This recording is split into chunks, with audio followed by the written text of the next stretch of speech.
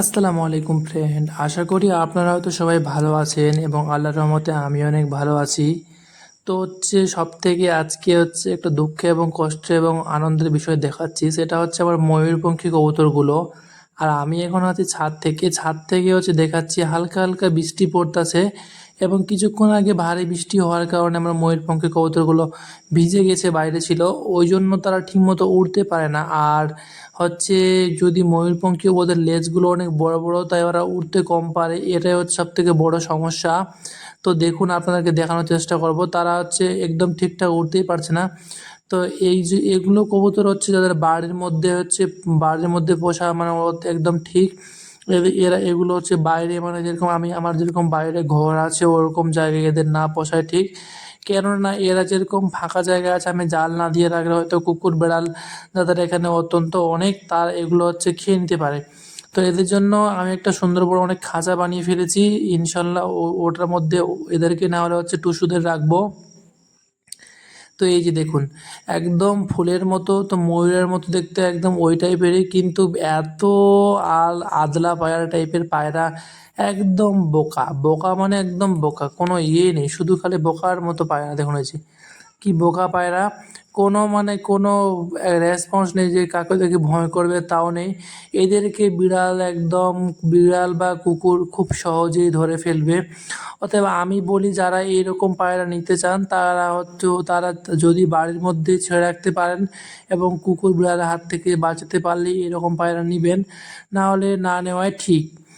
আর দেখতে বেশ কিউট টাইপের, দেখলেই যে কারো হয়ে নিতে মন চাইবে, সেটা স্বাভাবিক। কিন্তু কি বলবো, একদম বোকা বোকা পায়রা। তো একে হচ্ছে ভিতরে নিয়ে যেতে চেষ্টা করছে, এই যে গেট খুলে দিলাম আর হালকা বৃষ্টি পড়ছে ওই জন্য ভিজে গেছে। তো এই যে আমাদের লালিগুলোকে হচ্ছে আমি আটকে রেখেছি, ওদেরকে ছাড়ি না ইন্টারনালে। এবার হচ্ছে আমি এই বক্সটা তাদের ব্রিডিং করে দেখবো যে ঠিকঠাক হচ্ছে কি না। তো আরেকটা নতুন বক্স তৈরি করেছি, সেটা হচ্ছে এর পরের ভিডিওতে দেখাবো। আর এই যে এরা দুজনেই খেতে লেগে গেছে, বেশ কিউট, মানে অসাধারণ কিউট, আমার পছন্দের একটা কবুতর। তো এদেরকে নিয়ে একদম সমস্যায় পড়ে গেছি, উড়ে চলে যাচ্ছে বাইরে, আর বাইরে থেকে উড়ে আর ভিতরে আসতে পারে না। তো এর জন্য হচ্ছে সমস্যা, মানে টেনশন। আর আমি যদি বাড়ি না থাকি তখন কী হবে, এটার জন্য চিন্তিত। তো তারা বেশ খাচ্ছে দেখুন। আর আমার মতে এগুলো পায়রা হচ্ছে খাঁচায় পালন করে বেস্ট, কেননা তারা যেহেতু উড়তে কম পারে এবং খাঁচায় পালন করলে খাওয়া দাওয়া ঠিক মতো খাবে। আর বাইরে থেকে খাওয়া দাওয়া, মানে ওরা বাইরে কোথাও যাবে না, খাঁচায় থাকবে। তো এই যে আমাদের টুসু বাবু এখানে ডাকছে বসে বসে, মন খারাপ, কেননা একবার ওদের বাচ্চা উঠাতেই টিকাতেই পারে না।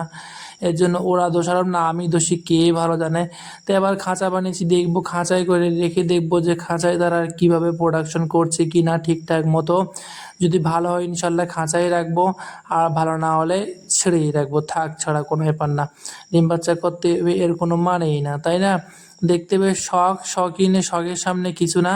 তো এখন হচ্ছে আমি এই যে মায়ের জান মানে স্টিফান, দেখুন তার বাচ্চাটা বেশ অনেক কিউট। এর আগের ভিডিওতে আমি আপনাদেরকে দেখাইছিলাম যে আমার স্টিফানের বাচ্চাটা কি, হ্যাঁ কি কিউট টাইপের একটা বেবি, মানে অনেক কিউট, দেখলেই মন ভরে যাবে। দেখুন তার বাবা এবং বাচ্চাটা অনেক বিগ সাইজ, একদম সেই বড় লাগছে দেখতে। আর আমাকে কিভাবে হচ্ছে ডাকছে, বলছে ফাইটিং করার জন্য, আমার সঙ্গে ফাইট লাগবে, এইরকম অবস্থায়। এই যে দেখুন কি, আর এরা আমাকে চোঁচ মারছে আর অনেক ডানা দিয়ে বাড়ি মারছে। তো এরকম পায়রা দেখলে মন কার না ভালো হয়, আপনিই বলুন। মন একদম আপসে ভালো হয়ে যাবে। তো এই যে এখানটায় দেখানোর চেষ্টা করবো, এখানে হচ্ছে ইঁদুরে বাসা বাঁধছে নাকি গাইস, এত ইঁদুর পরপর মারলাম, মিনিমাম 10টার মতো ইঁদুর তো মনে বাইরে গিয়ে ছেড়ে দিয়েছিলাম, তবুও ইঁদুরের অত্যাচার শুরু। তো এগুলো হচ্ছে এখান থেকে বার করে দিতে লাগবে হয়তো, আর এগুলো দিয়ে দিয়ে রাখবো না। আমি ভাবলাম হয়তো এখানে ডিম এগুলো দিয়ে রাখলে ডিম দিবে, বেশ ভালো হবে, কিন্তু না। আর এই যে হচ্ছে কবুতরের গ্রিড তৈরি করেছে আমি, এখানে হচ্ছে ইটির গুঁড়ো এবং হলুদ দুটোই দেওয়ানো আছে, আর এখানে ইঁদুর মারা ফাঁদও পাতিয়ে দিয়েছি। এবার বাবাজি কোথায় যাবেন? তো ইনশাল্লাহ খুব শীঘ্রই হচ্ছে আমাদের লালিগুলো ডিম দিবে। আর এর আগে অত্যন্ত গরম, ওই জন্য ডিমগুলো জমেনি। আর হচ্ছে স্টিফানের ওই যে টুসুদের ডিমগুলো, ওগুলোও জমেনি মনে হয়, কেননা অত্যাধিক হারে গরম, মানে গরমের মাত্রার বাইরে এত গরম। আর তার মধ্যে হচ্ছে তারা তো একটা জীব, কেননা আমাদের তো সাধারণ মানুষের তো কষ্ট হয়, আর কত না কষ্ট এরকম অবস্থা। তো এখন চলে যাচ্ছি বাইরে, এই যে চলে আসছে স্টিফানের ওয়াইফ এবং এখানে বসে বসে দেখতাছে। আর আরেকটা সুন্দর জিনিস দেখানোর চেষ্টা করব, সেটা হচ্ছে গাছগুলোতে আমার কবুতরগুলো কীভাবে রিল্যাক্স হয়ে বসে আছে। তো আমি বাইরে চলে আসছি, তো আমাকে ডাকতেছে, দেখুন কি জোরে জোরে ডাক। আর এই যে রিল্যাক্স হয়ে কবুতরগুলো গাছে বসে আছে, এটা হচ্ছে একটা কুল গাছ। আর ওখানে বসে বসে তারা আরাম করছে, এবং হচ্ছে আমাদের যে ময়ূরপঙ্খীগুলো ওরাও সেখানে মাঝে মাঝে গিয়ে বসে আড্ডা দেয়, এরকম একটা অবস্থা। আর কবুতর পালন যে কতটা একটা আনন্দদায়ক ভালোবাসা, মানে সেটা বলে না বোঝানো সম্ভব। তো ভালো থাকবেন, আরও সুন্দর সুন্দর ভিডিওতে আপনাদের সঙ্গে দেখা হবে। আর এই যে হচ্ছে আমাদের কিউট কিউট দেশি মুরগিগুলো, এরা হচ্ছে ছেড়ে পালন করা, কোনো কিছুই না, আমি শুধু একটু চাল খেতে দিলাম, কেননা চালগুলো খেয়ে নিক। আর আমাদের হাঁস মুরগি কবুতর গরু ছাগল ইনশাল্লাহ সব কিছুই আছে, যেটা গ্রামের একটা মানুষের ভাবে। আর এই তার মধ্যেই চলে আসছে রাজামশাই, এই যে দেখুন তার লেজটা উঠে একদম কীরকমই লাগছে দেখতে।